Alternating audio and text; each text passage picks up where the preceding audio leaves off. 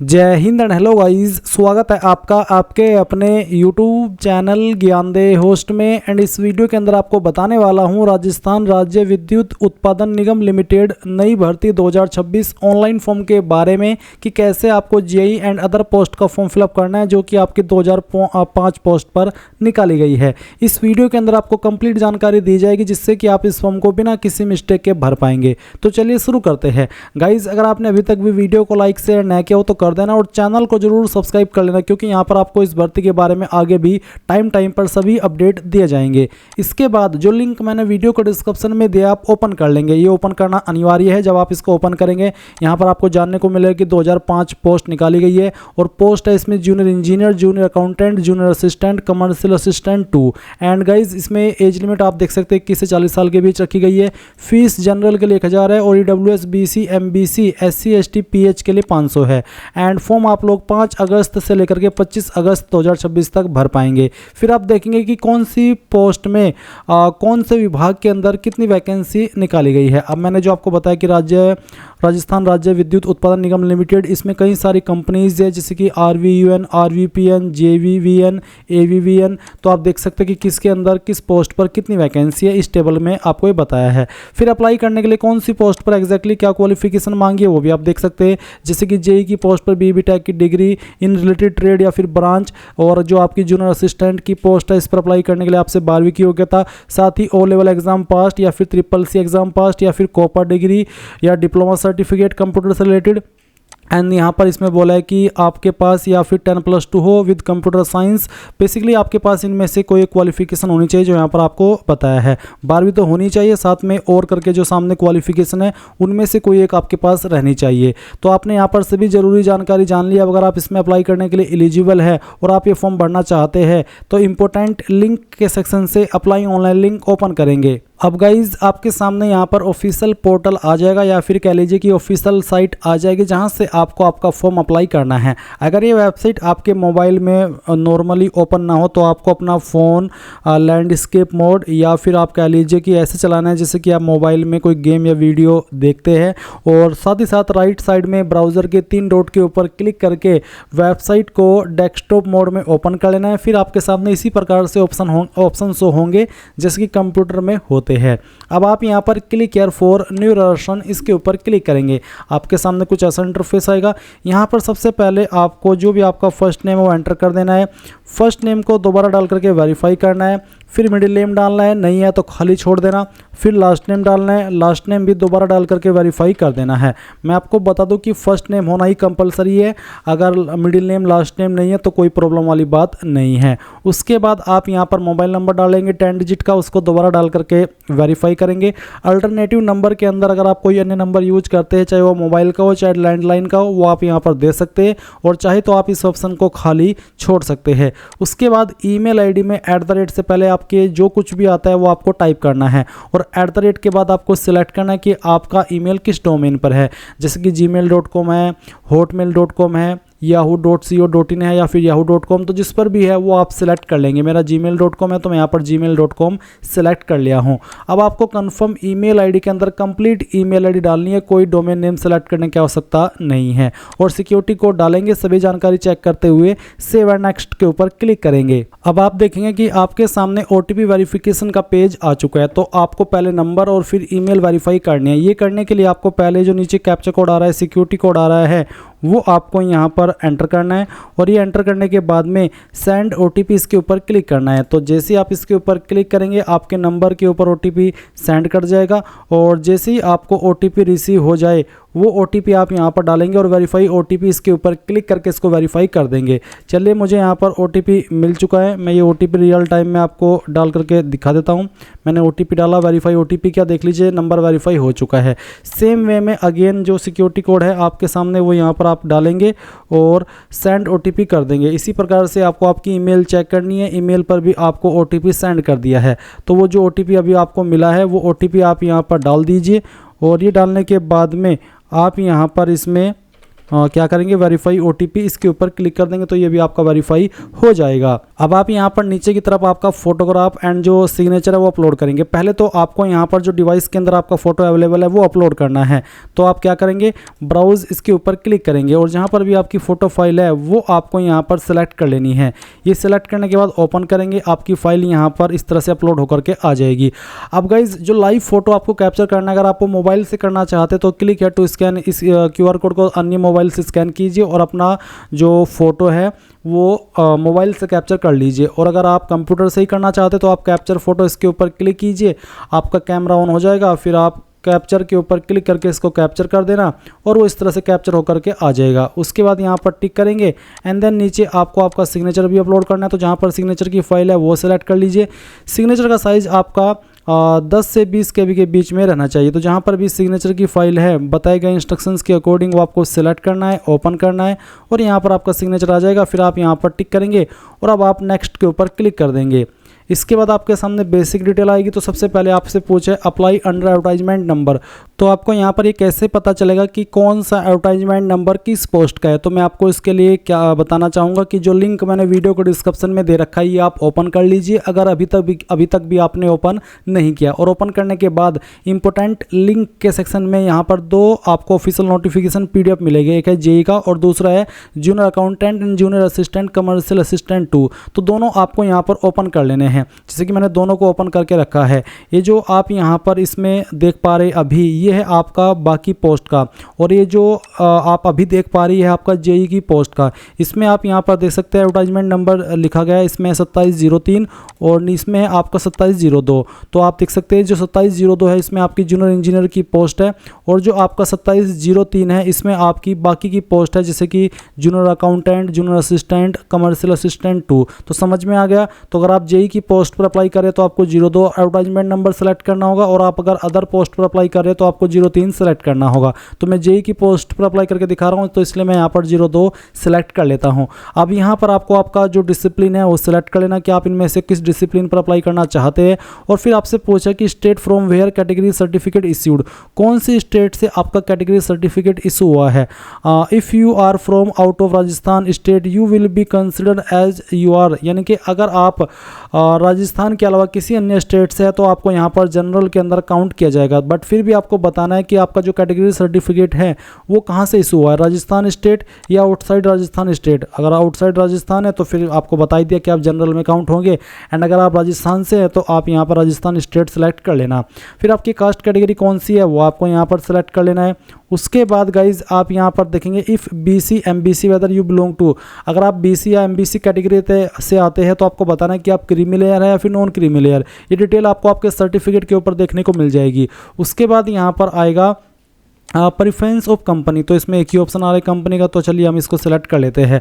अगर आपके सामने यहाँ पर मल्टीपल कंपनी को प्रेफरेंस देने का ऑप्शन आ रहा है, जैसे कि प्रेफरेंस कंपनी 2, 3, 4, 5, तो आपको यहाँ पर जिस नंबर पर प्रेफरेंस देनी है वो सिलेक्ट कर लेना है। उसके बाद state of which you are bonafide resident, कौन से स्टेट के आप स्थायी निवासी है वो आपको सेलेक्ट कर लेना है। उसके बाद are you applying under TSP, यानी कि क्या आप TSP एरिया से फॉर्म भरना चाहते हैं, अगर हाँ तो यस, नहीं तो आप नो करेंगे। अगर आप नो करेंगे तो फिर गाइज आपके सामने ऑप्शन एक्टिव नहीं होंगे। अगर आप यस करेंगे, आप TSP एरिया से अप्लाई कर रहे हैं, तो आपको बताना है कि आप कौन से डिस्ट्रिक्ट से बिलोंग करते हैं।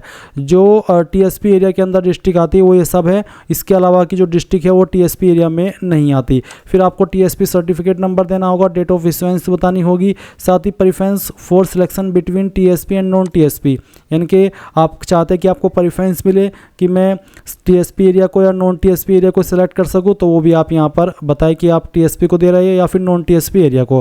बट अगर आप अप्लाई कर रहे हैं बिना TSP एरिया के, यानी कि इन एरिया से नहीं आते जो यहाँ पर मेंशन की गई है, तो आप सिंपली इसमें नो कर देना। फिर आपको ये सब जानकारी देने की आवश्यकता नहीं पड़ेगी। फिर कैटेगरी बीइंग कंसिडर, कौन सी कैटेगरी में आप कंसिडर होना चाहते हैं। चलिए मैं यहाँ पर अपनी कैटेगरी सेलेक्ट कर लेता हूँ। अगर आप SC ST है तो मे भी आप बाकी जो कैटेगरी है उनको भी प्रेफरेंस दे सकते हैं, उनमें भी आप कंसिडर करा सकते हैं अपने आप को। अब आपको जो सर्टिफिकेट नंबर है वो यहाँ पर डाल देना है कास्ट का, फिर डेट ऑफ इशू कब आपका सर्टिफिकेट जारी हुआ ये आपको यहाँ पर सेलेक्ट कर लेना है। ये सारी डिटेल्स गाइज आपको आपके सर्टिफिकेट के ऊपर देखने को मिल जाएगी, आपको इसमें परेशान होने वाली बात नहीं है। उसके बाद आपसे पूछा कि क्या आप एक विकलांग कैंडिडेट अगर है तो यस, नहीं तो आपको नो करना है।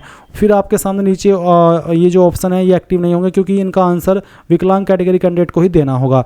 ये एक और सवाल है विकलांगता से जुड़ा हुआ जो कि are you a person with specified disability covered. Basically ये भी इसमें यही पूछा है कि क्या आप इस एक्ट के अकॉर्डिंग डिसेबल्ड है और आपको लिखने में प्रॉब्लम है, आपको उसके लिए स्क्राइब चाहिए, अगर हाँ तो यस, नहीं तो आप यहाँ पर नो कर देंगे।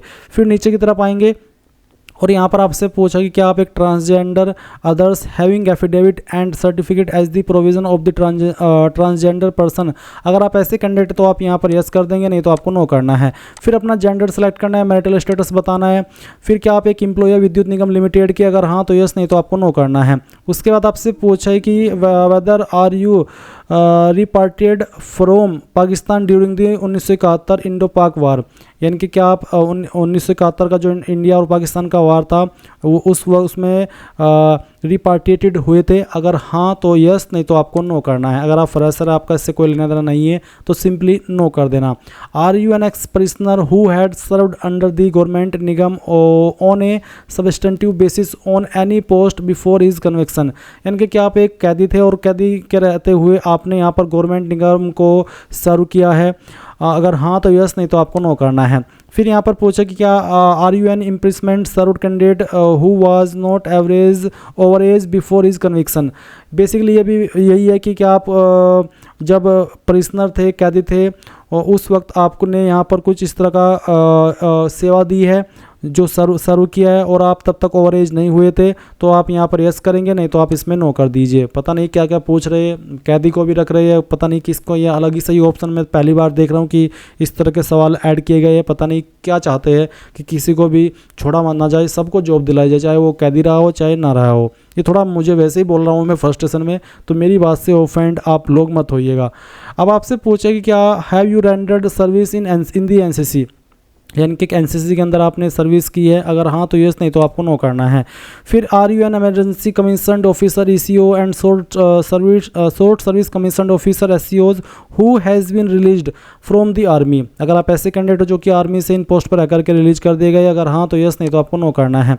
फिर पूछा कि आप एक एक्स सर्विसमैन है या फिर डिसेबल्ड एक्स सर्विसमैन है तो यस, नहीं तो नो करेंगे, यस करके फिर आपको उसकी डिटेल्स भी देनी होगी। फिर पूछा कि क्या आप अप्रेंटिसशिप ट्रेनिंग किए हैं, अगर हाँ तो यस करके फिर आपको बताना होगा start date of apprenticeship training कब तक की थी वो, और अगर नहीं किया तो आप नो कर देना। डू यू बिलोंग टू शहरियाज कैटेगरी, अगर आप शहरियाज कैटेगरी से बिलोंग करते तो यस करेंगे और फिर उसकी इन्फॉर्मेशन भी देंगे, नहीं करते तो आपको नो कर देना है। उसके बाद religion to which you belong, कौन सा रिलीजन से बिलोंग करते हैं वो भी आपको सेलेक्ट कर लेना है। फिर क्या आप रिलीजियस माइनॉरिटी कम्युनिटी यानी कि अल्पसंख्यक समुदाय से आते हैं, अगर हाँ तो यस, नहीं तो आप नो करेंगे। उसके बाद आधार को कंसेंट देना चाहते तो आप यहाँ पर यस करके अपना आधार कार्ड का नंबर डाल देना और अपना पैन कार्ड का नंबर भी डाल देना।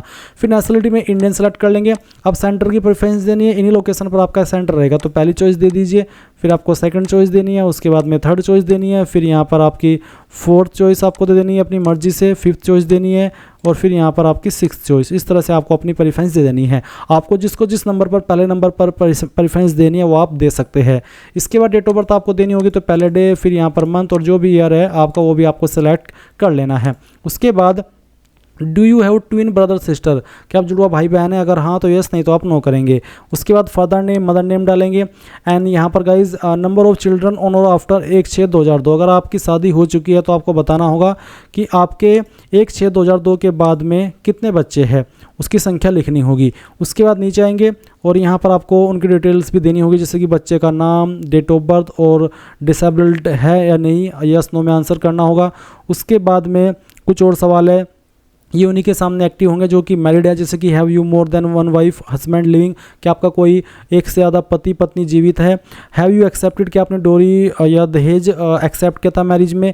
और फिर है कि are you married to a person already having a spouse living, यानी कि आपने उस बंदे से शादी की है जिसका पति या पत्नी की पहले से वाइफ या हस्बैंड है, तो आपको उसका आंसर करना होगा यस नो में। अब आता है एड्रेस फॉर कॉरस्पॉन्डेंस यानी कि प्रेजेंट एड्रेस, तो जो भी प्रेजेंट एड्रेस है वो आप यहाँ पर लाइन 1, 2, 3 के अंदर डाल देंगे। थोड़ा थोड़ा पार्ट आपके एड्रेस का तीनों लाइन के अंदर डाल देना। और डिस्ट्रिक्ट आपकी जो भी है वो डिस्ट्रिक्ट का नाम आपको यहाँ पर खुद से लिख देना है। स्टेट अपनी सेलेक्ट कर लेनी है और पिन कोड भी यहाँ पर डाल देना है। अब अगर आपका प्रेजेंट एड्रेस और परमानेंट एड्रेस सेम है तो यहाँ पर टिक कर देंगे, और अगर अलग है तो अनटिक करके अपना परमानेंट एड्रेस भर देंगे।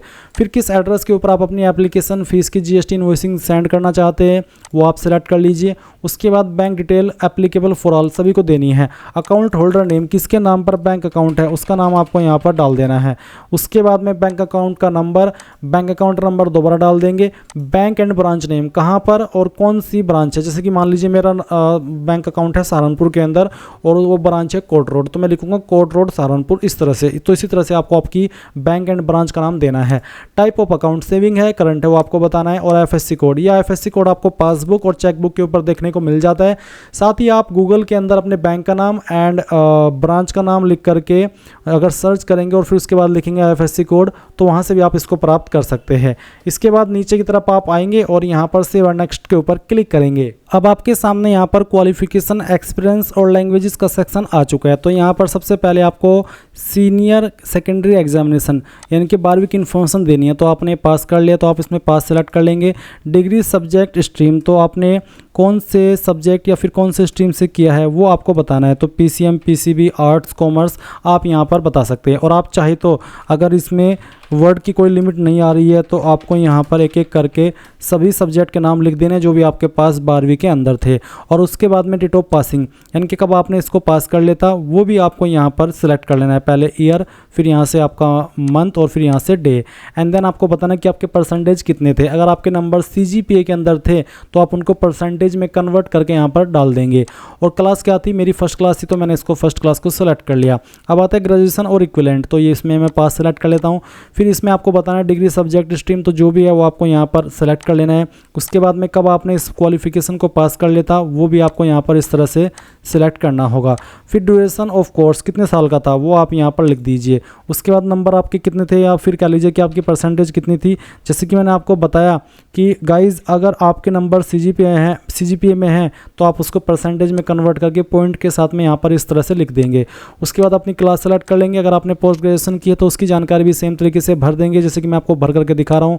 आप स्टेटस सेलेक्ट करेंगे, फिर अदर सेलेक्ट करके यहाँ पर जैसे कि यहाँ पर मैं दिखा रहा हूँ ये आप भर देंगे।